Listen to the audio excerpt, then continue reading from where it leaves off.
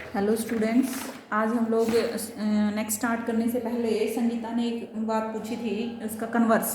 तो पहले ये देखिए आप, f is measurable defined on the domain D then the set is measurable. ठीक है, अगर उल्टा इसका कन्वर्स मीनिंग उल्टा, अगर ये मिजरेबल है तो ये मिजरेबल होगा, नहीं होगा। Converse need note be true. ठीक है, तो कन्वर्स इसका होल्ड नहीं करता। इसके लिए हमने ना एक फंक्शन डिफाइन किया इस तरह से कि एक्स स्क्वेयर, एक्स बिलोंग करता है पी में, minus of x square e minus p. E जो सेट है वो आपका मिजरेबल है, और ये जो इसका सबसेट है ये क्या है, नॉन मिजरेबल है। ठीक है, और फंक्शन को इस तरह से हमने डिफाइन किया। तो ये कहता है कि इस सेट के लिए ये क्या है, मिजरेबल है। इट मीन्स दैट, इसका मीनिंग क्या है, consist of at most one element and hence is measurable. कि हमें मतलब इज इक्वल टू अल्फा कोई एक नंबर मिल जाए, एफ एक्स उसके बराबर आ जाए, है ना, तो वो क्या होता है, मिजरेबल होता है। लेकिन इस सेट के लिए अगर मैं ग्रेटर देन की बात करूं, देखो अगर इज इक्वल टू है तो f x greater than equal to zero and less than equal to zero, तभी तो हमें एक पॉइंट मिलता है इज इक्वल टू। ठीक है, कोई आपके पास नंबर। ठीक है, तो अगर ये आपका सेट है, हाँ, अगर मैं इसके इस फंक्शन के ग्रेटर देन की बात करूं तो वो क्या है, ये जो फंक्शन है ग्रेटर देन पे डिफाइन है किसके, क्योंकि ये आपका पॉजिटिव रहेगा, एक्स स्क्वायर है ना, एक्स को आप कुछ भी रखो लेकिन ये पॉजिटिव आएगा। तो इसके लिए आपका जो p, और ये किस में से आ रहा, p में से, p क्या है, नॉन मिजरेबल है आपका। तो इस केस में तो मिजरेबल हो जाएगा आपका f, लेकिन इस केस में मिजरेबल नहीं हो रहा, इस वजह से फंक्शन क्या हो गया, नॉन मिजरेबल। ये मीनिंग था इसका। ठीक है, हम आगे स्टार्ट करते हैं। आगे हमने यहाँ तक कर लिया था मैक्सिमम मिनिमम। अब हम आज एक फंक्शन डिफाइन करेंगे, करैक्टरिस्टिक फंक्शन। कौन सा, करैक्टरिस्टिक फंक्शन। देखो कोई भी डेफिनेशन आती है देन उसके बाद उसको क्या प्रूव करना होता है, आपको पता है, मिजरेबल प्रूव करना होता है। करैक्टरिस्टिक फंक्शन क्या होता है, ई कोई भी गिवन सेट है, ठीक है, ए है सबसेट ऑफ ई, ए किसका सबसेट है, ई का है। Then the characteristic function of A, characteristic function को ऐसे डिफाइन करेंगे, characteristic function of A is real valued. क्या होता है, रियल वैल्यूड फंक्शन होता है। ठीक है,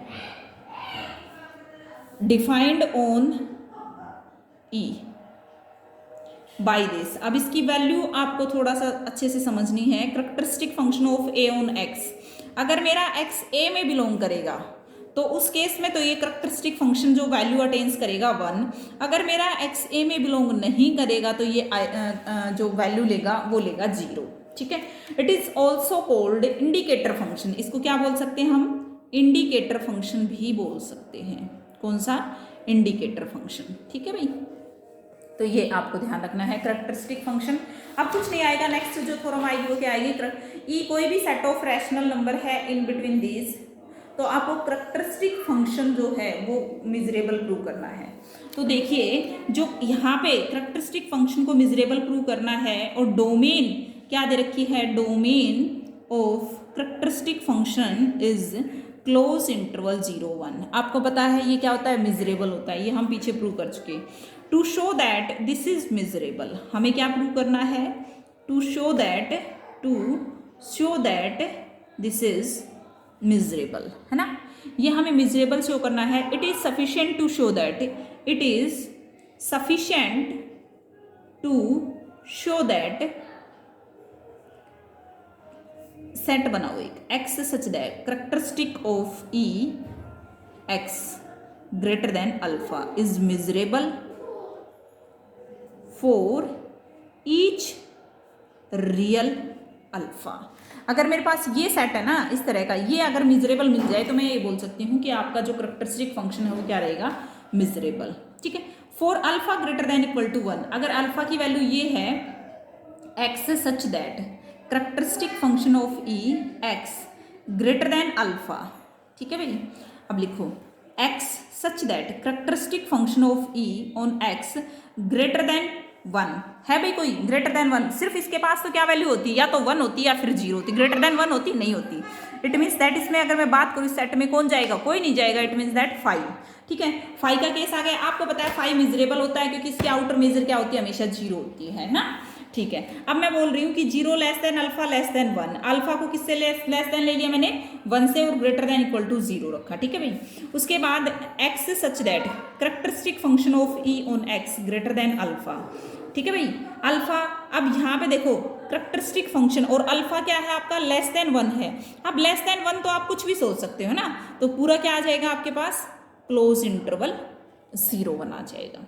ठीक है भाई, अल्फा किसके लिए, सॉरी यहाँ पे एक मिनट, ग्रेटर देन अल्फा के लिए आपके पास क्या आ जाएगा, और अल्फा क्या है आपका, लेस देन 1।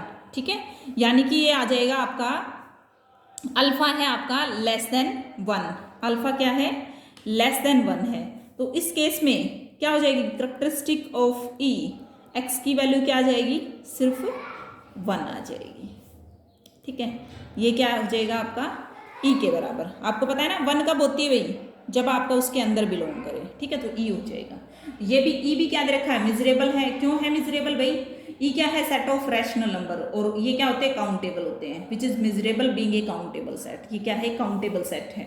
ठीक है भाई, अब देखिए, क्योंकि अल्फा जब लेस देन 1 है ना, तो 0 और 1 के बीच में इनफाइनाइट नंबर ऑफ रैशनल लाई करते हैं। और अगर 0 और हमारा जो करेक्टरिस्टिक फंक्शन है वो इस तरह से डिफाइन होता है, किस तरह से, कि ये 1 वैल्यू अटेन करेगा जब x मेरा e में बिलोंग करेगा, है ना, और x जब मेरा 0 और 1 के बीच में बिलोंग करता है, तो उस केस में मुझे वैल्यू क्या लेनी पड़ेगी, e क्या है मेरा, जिसपे हम डिफाइन कर रहे हैं करेक्टरिस्टिक फंक्शन। ठीक है, तो उस वजह से मैंने यहाँ पे क्या लिया, 1, विच इज मेजरेबल। अब मैं बात करती हूँ अल्फा लेस देन 0, एक केस रह गया भाई। ठीक है, x such that characteristic function of e on x greater than alpha. ठीक है भाई, ओके। अब ग्रेटर देन अल्फा, अल्फा क्या है, लेस देन 0 है, अल्फा क्या है आपका, less than 0, alpha is less than 0। अब मुझे यहाँ बताइए कि अल्फा अगर खुद 0 से छोटा है, means negative, characteristic function of e. हाँ भाई, यहाँ पे आप अगर अल्फा 0 से छोटा है तो आप कोई भी नेगेटिव क्वांटिटी रख के देख ले यहाँ पे, तो आपको क्लियर हो जाएगी चीज़।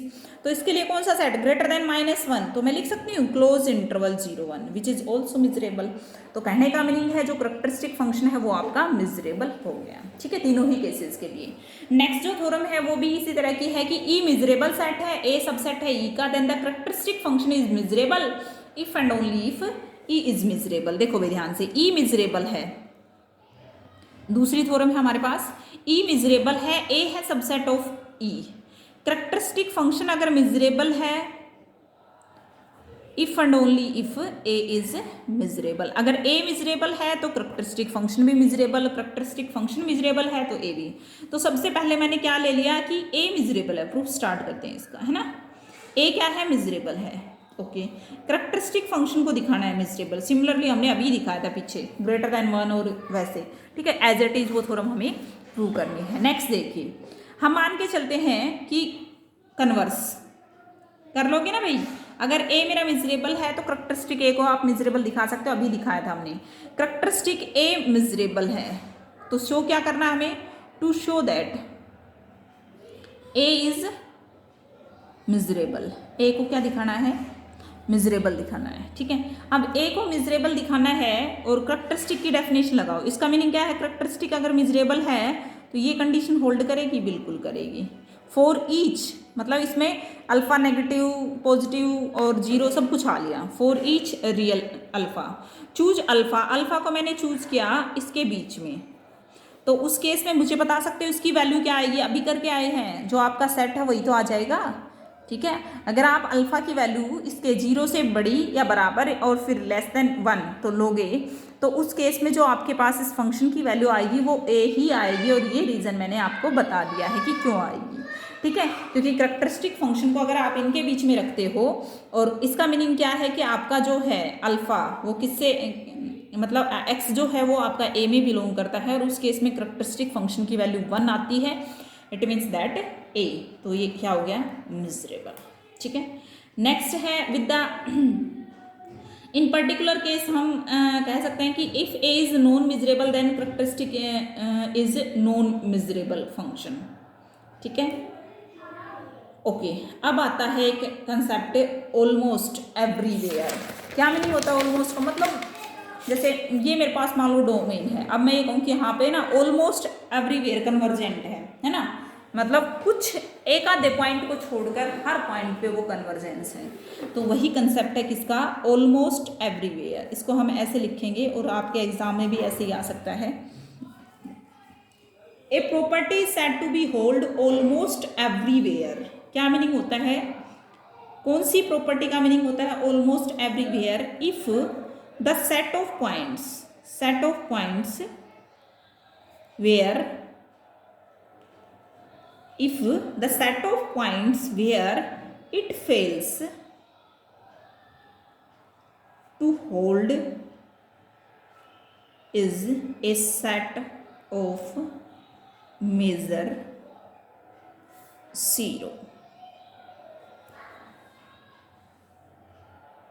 इसका मीनिंग क्या है कि फंक्शन आपका होल्ड ऑलमोस्ट एवरीवेयर कब होगा, कि set of points, if the set of points जो है where it fails to hold is a set of measure 0, कि जहाँ पे ये फेल हो वहाँ पे सेट की क्या हो, आउटर मेजर क्या हो या मेजर 0 हो। इन पर्टिकुलर देखिए यहाँ से समझेंगे, f is equal to g almost everywhere का मीनिंग है कि इफ, यहाँ से क्लियर हो जाएगा, f and g have same domain and, अब एफ और जी ऑलमोस्ट एवरीवेयर, तो इसकी मेजर जो है एफ एक्स नॉट इक्वल, जहाँ ये फेल होता है, मीन्स ऑलमोस्ट का मीनिंग क्या होता है कि लगभग हर जगह तो ये बराबर है, लेकिन जहाँ पे ये फेल होता है ना वहाँ पे इसकी मेजर क्या होनी चाहिए, 0 होनी चाहिए। ये मीनिंग है भाई, समझ में आया ऑलमोस्ट एवरीवेयर, कि दो फंक्शन अगर आपके बराबर है, ऑलमोस्ट एवरीवेयर बराबर है, तो इसका मीनिंग क्या है कि एफ और जी के पास सबसे पहले सेम डोमेन होनी चाहिए, और फिर जहाँ पे ये कंडीशन आपकी फेल होती है वहाँ पे उसकी आउटर मेजर क्या होगी, 0। आई थिंक आप लोगों को अब डेफिनेशन अच्छे से क्लियर हो गई होगी, ठीक है। तो ये है आपका concept, almost everywhere important and useful in measure theory, if a properly holds almost everywhere then the particularly it may be assumed to hold everywhere, that is this is clear from the following results। Means ये क्या है कि मतलब everywhere he मान के चलते हैं almost everywhere को, क्योंकि लगभग हर जगह पे वो कंडीशन होल्ड करती है, ये मीनिंग होता है ऑलमोस्ट एवरीवेयर को, ठीक है। थैंक यू, आज के लिए इतना ही, 2-3 थ्योरम है यही करनी है आपको, ओके।